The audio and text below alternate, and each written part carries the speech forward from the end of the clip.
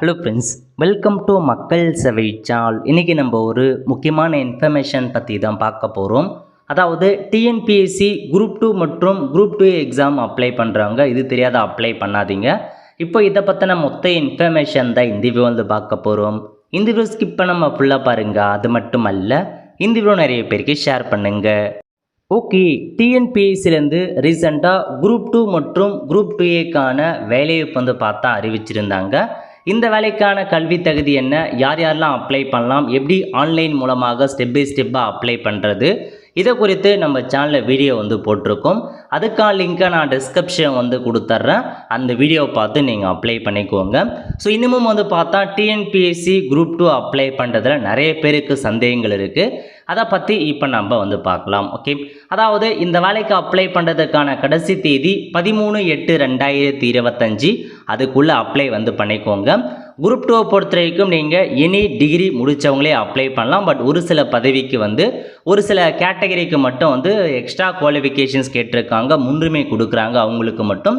But any degree முடிச்சிருக்கீங்க அப்படின்னா apply பண்ணலாம். ஓகே, இதில் உங்களுக்கு குரூப் 2 சர்வீசஸ் இருக்குது, குரூப் 2ஏக்கான சர்வீசஸ் இருக்குது. ரெண்டு வகையாக வந்து பிரிச்சிருக்காங்க. குரூப் 2ல் என்னமான பதவிகள் கொடுத்துருக்காங்க அப்படின்னா, அசிஸ்டன்ட் இன்ஸ்பெக்டருக்கான பதவி கொடுத்துருக்காங்க, ஜூனியர் எம்ப்ளாய்மெண்ட் ஆஃபீஸர், நான் டிஃப்ரெண்ட் ஏபிள் பர்சன், அதேமாரி டிஃப்ரெண்ட் ஏபிள் பர்சனுக்கான வேலைவாய்ப்பு, ப்ரொபேஷன் ஆஃபீஸர், அதுக்கப்புறம் sub register grade 2, assistant branch assistant, forester போன்ற 11 பதவிகள் கொடுத்துருக்காங்க.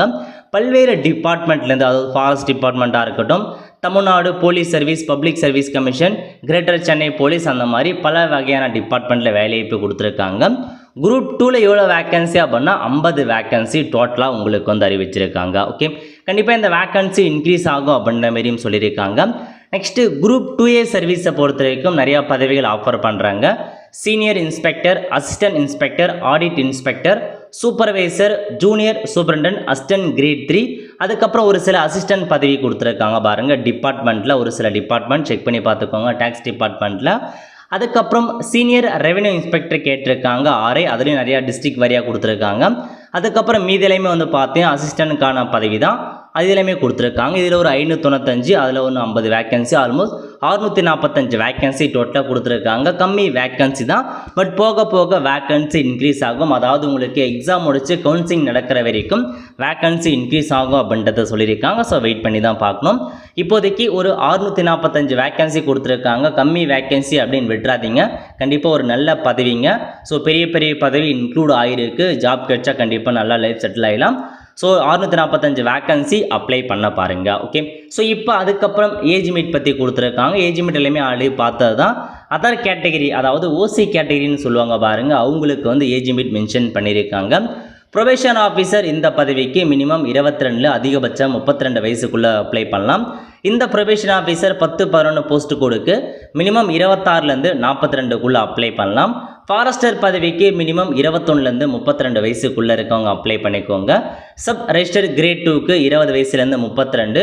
இந்த மீதி இருக்க 7 to 11க்கு 18-32. இது யாருக்கு அப்படின்னா குரூப் 2ல் ஓசி கேட்டகரி, ஜென்ரல் கேட்டகரிக்கான ஏஜ் மீட்டாக கொடுத்துருக்காங்க. இதுவே குரூப் 2ஏ சர்வீசஸ் இருக்க பாருங்கள், இதுக்கு ஜென்ரலுக்கு என்ன ஏஜ் மீட் அப்படின்னா, ஸோ எல்லா போஸ்ட்டுக்குமே 18லேருந்து 32. எக்ஸிக்யூட்டிவ் ஆஃபீஸர் கிரேட் 2க்கு மட்டும் 25 வயசுலேருந்து 37 வயசுக்குள்ளே இருக்கவங்க அப்ளை பண்ணலாம்.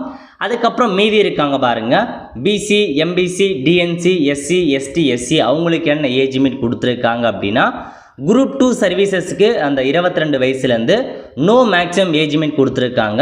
இப்போ இந்த ப்ரொபேஷன் ஆஃபீஸர் 10-11 இந்த பதவிக்கு மினிமம் 26லேருந்து அதிகபட்சமாக நோ மேக்ஸிமம் ஏஜ் மீட் வரைக்கும் அப்ளை பண்ணலாம்.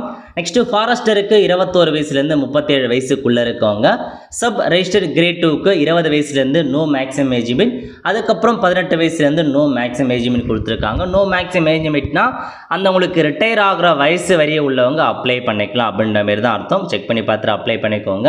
நெக்ஸ்ட்டு குரூப் 2ஏ சர்வீசஸுக்கு பிசி, எம்பிசி, டிஎன்சி, எஸ்சிஸ்டிக்கு என்ன ஏஜ் மீட் அப்படின்னா, ஸோ மீதி எல்லா போஸ்ட்டுக்குமே ஃபார் ஆல் போஸ்ட்டுக்கு 18, எக்ஸிக்யூட்டிவ் ஆஃபீஸர் கிரேட் 2க்கு மட்டும் மினிமம் 25 கம்ப்ளீட் ஆகிருக்கணும். நோ மேக்ஸிமம் ஏஜ் மீட், அதிகபட்ச வயது வரம்பு கிடையாது.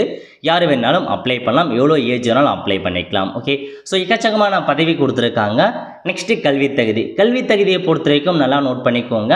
எனி டிகிரி முடித்தவங்க அப்ளை பண்ணிக்கலாங்க. எல்லா பதவிக்குமே பட் ஒரு சில பதவிக்கு மட்டும் குறிப்பிட்ட கல்வி தகுதி நிர்ணயம் செஞ்சுருக்காங்க, அவங்களுக்கு முன்னுரிமை வழங்கப்படும் அப்படின்னு சொல்லியிருக்காங்க. இப்போ இந்த அசிஸ்டன்ட் இன்ஸ்பெக்டர் பதவி எடுத்துட்டீங்க அப்படின்னா எனி டிகிரி முடித்தவங்க அப்ளை பண்ணலாம். பட் என்ன சொல்லியிருக்காங்கன்னா other thing being equal preference shell be given to the candidate. அதாவது உங்களுக்கு முன்னுரிமை கொடுக்குறோம் யார் யாருக்கு அப்படின்னா MA degree in social work முடித்தவங்க, டிப்ளமோ அவார்டு வாங்கியிருக்காங்க மெட்ராஸ் ஸ்கூல் ஆஃப் சோஷியல் ஒர்க்கில், MA degree in applied psychology முடித்தவங்க, இந்த மாதிரி இதெல்லாம் நீங்கள் முடிச்சிருக்கீங்க அப்படின்னா உங்களுக்கு ப்ரிஃபரன்ஸ் இந்த ஜாப்பில் முன்னுரிமை கொடுக்குறாங்க, அந்த பதவியில் முன்னுரிமை வழங்குறாங்க.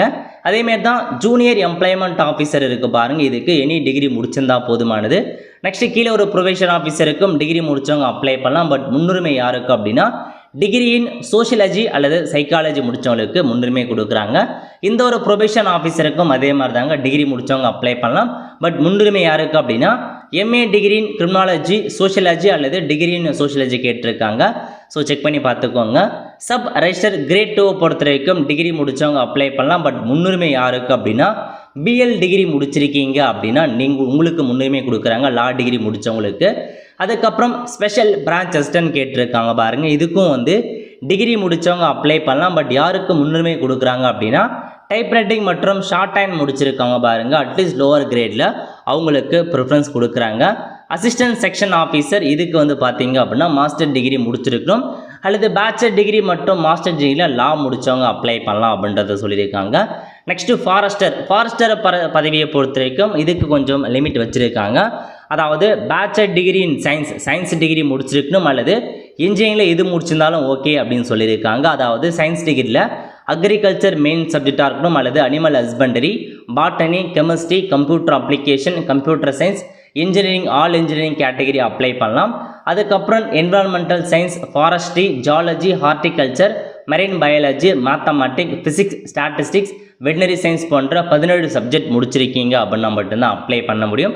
இந்த 17 மெயின் சப்ஜெக்டாக இருக்கணும் அப்படின்னு சொல்லியிருக்காங்க. இந்த 17 டிகிரி முடிச்சிருக்கீங்க அப்படின்னா ஃபாரஸ்டர் ஜாபுக்கு அப்ளை பண்ணலாம். வேறு டிகிரி முடிச்சிருக்கீங்க அப்படின்னா அப்ளை பண்ண முடியாது. இதுலேயும் யாருக்கு முன்னுரிமை கொடுக்குறாங்க அப்படின்னா ஆர்மியில் ஒர்க் பண்ணி டிஸ்சார்ஜ் ஆகியிருக்காங்க பாருங்கள், அவங்களுக்கு முன்னுரிமை வழங்கப்படும் அப்படின்றத உங்களுக்கு வந்து சொல்லியிருக்காங்க. ஓகே, அதேமாரி குரூப் 2A சர்வீஸை பொறுத்த வரைக்கும் நீங்கள் எனி டிகிரி முடிச்சிருந்தாவே போதுமானதுங்க. எல்லாத்துக்குமே ஜஸ்ட் டிகிரி முடிச்சிருந்தா போதுமானது. ஓகே, ஸோ குரூப் 2 மற்றும் குரூப் 2A பார்க்கும்போது டிகிரி முடிச்சிருக்கீங்க அப்படின்னா கண்ணை மூட்டிட்டு தாராளமாக இந்த வேலைக்கு நீங்கள் அப்ளை பண்ணலாங்க. பட் ஒரு சில கேட்டகரிக்கு மட்டும் தான் முன்னுரிமை கொடுத்துருக்காங்க, அதெல்லாம் பிரச்சனை இல்லை. பட் டிகிரி முடிச்சிருக்கீங்க அப்படின்னாவே இந்த வேலைக்கு நீங்கள் அப்ளை பண்ண பாருங்கள். ஓகே, ஸோ அடுத்த கட்டமாக என்ன சொல்லியிருக்காங்க அப்படின்னா மெடிக்கல் மற்றும் ஃபிசிக்கல் ஸ்டாண்டர்ட் பற்றி கேட்டிருக்காங்க. அதாவது ஃபிசிக்கல் ஸ்டாண்டர்ட் என்ன பதவிக்கு அப்படின்னா நீங்கள் ஃபாரஸ்டர் பதவிக்கு அப்ளை பண்ண போகிறீங்க அப்படின்னா கம்பல்சரி ஹைட்டு மற்றும் செஸ்ட் மெஷர்மெண்ட் கேட்டிருக்காங்க. ஆண்களாக இருக்கீங்க அப்படின்னா 163 சென்டிமீட்டர் ஹைட் இருக்கணும். இதுவே ஆண்களில் எஸ்டி கேட்டகரியாக இருக்கீங்க, ட்ரைபு கேட்டகரியாக இருக்கீங்கன்னா 152 சென்டிமீட்டர் ஹைட் இருக்கணும். பெண்களாக இருக்கீங்க அப்படின்னா 150 சென்டிமீட்டர் ஹைட் இருக்கணும். பெண்களில் எஸ்டியாக இருக்கீங்கன்னா 145 சென்டிமீட்டர் ஹைட் இருந்தால் ஃபாரஸ்ட்டுக்கு அப்ளை பண்ணலாம். செஸ்ட் மெஷர்மெண்ட்டை பொறுத்த வரைக்கும் ஆண்களுக்கு நார்மலில் 79, அந்த எக்ஸ்பென்ஷனில் வந்து பார்த்தீங்கன்னா உங்களுக்கு 5 சென்டிமீட்டர் டிஃப்ரெண்ட் இருக்கணும். பெண்களுக்கு 74 நார்மலில், எக்ஸ்பென்ஷனில் 5 டிஃப்ரெண்ட் கேட்டிருக்காங்க. ஸோ ஃபாரஸ்டருக்கு இந்த தகுதி, இந்த ஹைட்டு செஸ்ட் மெஷர்மெண்ட் இருக்கணும். கூடவே அந்த 17 டிகிரி சொன்னோம் பாருங்கள், அது நீங்கள் டிகிரியாக முடிச்சிருக்கீங்க அப்படின்னா மட்டும்தான் ஃபாரஸ்டர் பதவிக்கு அப்ளை பண்ண முடியுங்க. அதையும் நல்லா நோட் பண்ணிக்கோங்க. ஓகே, அதுக்கப்புறம் விஷுவல் ஸ்டாண்டர்ட் கேட்டிருக்காங்க. இப்போ அந்த ஃபிசிக்கலுக்கு நீங்கள் வந்து பார்த்தீங்கன்னா அந்த ஃபிசிக்கல் ரெக்யர்மெண்ட்டுக்கு சம்மந்தப்பட்ட மெடிக்கல் சர்டிஃபிகேட் வாங்குற மாதிரி இருக்கும். மேக்ஸிமம் எல்லாருக்குமே நீங்கள் செலக்ட் ஆகிட்டீங்க அப்படின்னா அந்த சர்டிஃபிகேட் கேட்பாங்க, டாக்குமெண்ட் வெரிஃபிகேஷன்ஸ் அப்போ நீங்கள் வாங்கணும். அதுக்கப்புறம் விஷுவல் ஸ்டாண்டர்ட் கேட்டிருக்காங்க. ஆல்மோஸ்ட் எல்லாத்துக்குமே ஸ்டாண்டர்ட் 1 பெட்டரே போதுமானது, ஸ்டாண்டர்ட் 1 விஷன் இருந்தால் போதுமானது. நீங்கள் செக் பண்ணிவிட்டு அப்ளை பண்ணிக்கோங்க என்ன விஷன் ஸ்டாண்டர்ட் இருக்கணும் அப்படின்றத. ஓகே, அதுக்கப்புறம் நாலேஜ் இன் தமிழ், கண்டிப்பாக தமிழில் நாலேஜ் இருக்கணும் அப்படின்றதையும் உங்களுக்கு வந்து கேட்டிருக்காங்க. அதுக்கப்புறம் வந்து பார்த்தா ரெஸ்ட்ரிக்ஷன் ஆன் அப்ளைங் எக்ஸாமினேஷன், ஒரு சில பேருக்கு வந்து இந்த எக்ஸாம் அப்ளை பண்ணதில் ரெஸ்ட்ரிக்ஷன் வச்சுருக்காங்க. யார் யாருக்கு அப்படின்னா இந்த இந்து ரிலீஜியஸ் மற்றும் சேரிட்டபிள் என்டோர்மெண்ட் டிபார்ட்மெண்ட் இருக்க பாருங்கள், ஆடிட் இன்ஸ்பெக்டர் மற்றும் எக்ஸிக்யூட்டிவ் ஆஃபீஸர் பதவி, இதுக்கு ஹிந்து பீப்புள் மட்டும்தான் அப்ளை பண்ண முடியும், அதர் ரிலீஜன் அப்ளை பண்ண முடியாது அப்படின்ற மாதிரியும் உங்களுக்கு வந்து தெரிவிச்சிருக்காங்க. அதையும் நோட் பண்ணிக்கோங்க. அதுக்கப்புறம் அப்படியே கீழே வந்தீங்க அப்படின்னா உங்களுக்கு டிஃப்ரெண்ட் ஏபிள் பர்சன் இருக்காங்க பாருங்கள், அவங்க வந்து எந்தெந்த டிஃப்ரெண்ட் ஏபிள் பர்சன் இந்த பதவிக்கெலாம் எலிஜிபிள் இல்லை அப்படின்றதையும் உங்களுக்கு வந்து கொடுத்துருக்காங்க. அதையும் நீங்கள் நோட் பண்ணிவிட்டு செக் பண்ணி பார்த்துட்டு டிஃப்ரெண்ட் டேபிள் பர்சன் அதுக்கேற்ற மாதிரி அப்ளை பண்ணிக்கோங்க. Okay, so plan of examination பற்றி கொடுத்துருக்காங்க. எக்ஸாமினேஷனை பொறுத்த வரைக்கும் ஏன்னா இப்போ நிறைய சிலபஸ் மாற்றிட்டாங்க, எக்ஸாம் பேட்டர்னே மாற்றிருக்காங்க. ஸோ நீங்கள் முழுமையாக செக் பண்ணிக்கோங்க.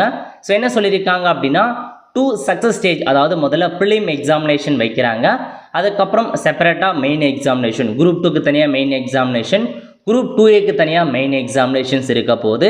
இதை தவிர ஃபாரஸ்ட் பதவிக்கு வந்து பார்த்தீங்கன்னா உங்களுக்கு ப்ரிலிம் எக்ஸாமினேஷன், மெயின் எக்ஸாமினேஷன், என்ட்ரன்ஸ்க்கான டெஸ்ட், ஃபிசிக்கல் டெஸ்ட் இருக்குது அப்படின்னு சொல்லியிருக்காங்க. அதாவது ஃபாரஸ்ட்டுக்கு மட்டும் எக்ஸ்ட்ராவாக ஃபிசிக்கல் டெஸ்ட் வைக்கிறாங்க, மீதி இருக்க பதவிக்கு ப்ரிலிம் எக்ஸாமினேஷன், மெயின் எக்ஸாமினேஷன்ஸ் மட்டும்தான் வைக்கிறாங்க. ஓகே, ஸோ இப்போ நம்ம எக்ஸாம் பற்றி பேட்டர்ன் என்ன அதை பற்றி பார்க்கலாங்க. அதாவது ரேங்கிங் ப்ரொசீஜர் பற்றிலாம் கொடுத்துருக்காங்க.